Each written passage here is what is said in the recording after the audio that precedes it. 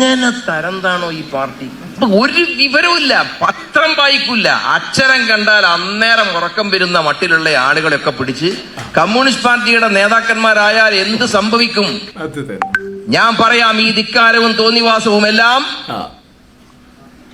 അധികാരം കയ്യിലുണ്ടെന്ന് വെച്ച് എന്തൊക്കെ തോന്നിവാസം. പിന്നെ കുറച്ച് ആളുകൾ, നല്ല ആളുകളുണ്ട്, നല്ല കമ്മ്യൂണിസ്റ്റുകാരുണ്ട്, അവരൊക്കെ ശ്വാസം മുട്ടിയിരിക്കുക, പലരും ഭയപ്പെട്ടിരിക്കുക. ഒരു പഞ്ചായത്ത് തെരഞ്ഞെടുപ്പ് കഴിഞ്ഞപ്പോ ഇതിന്റെയൊക്കെ റിസൾട്ട് വന്നില്ലേ? ഈ തെമ്മാടിത്തരങ്ങളുണ്ടല്ലോ, ഈ തെമ്മാടിത്തരങ്ങളൊക്കെ അനുസരിക്കുന്നവർക്ക് മാത്രമേ CPIM-ൽ നിൽക്കാൻ പറ്റൂ.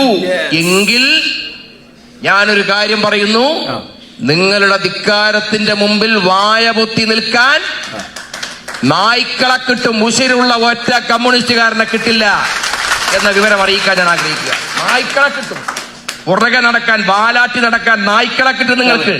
പക്ഷെ ഉശിരുള്ള ഒരൊറ്റ കമ്മ്യൂണിസ്റ്റുകാരനെ കിട്ടില്ല. ഈ വികാരം മുഴുവൻ നേതൃത്വം മനസ്സിലാക്കണം. മനസ്സിലാക്കുന്നില്ല. എല്ലാ നെടുവീർപ്പുകൾക്കും ഇത് PK ശശി അണ്ണൻ പറഞ്ഞ കാര്യങ്ങളിൽ ഒരുപാട് നേരുണ്ടെങ്കിലും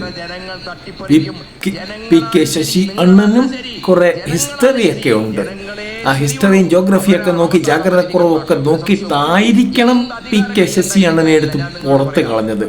എന്തായാലും ഇത്രയ്ക്ക് തുറന്നു പറയാൻ കഴിഞ്ഞല്ലോ, അത് തന്നെ വലിയൊരു കാര്യമാണ്, ജനങ്ങൾ മനസ്സിലാക്കിയിരിക്കേണ്ട കാര്യമാണ്.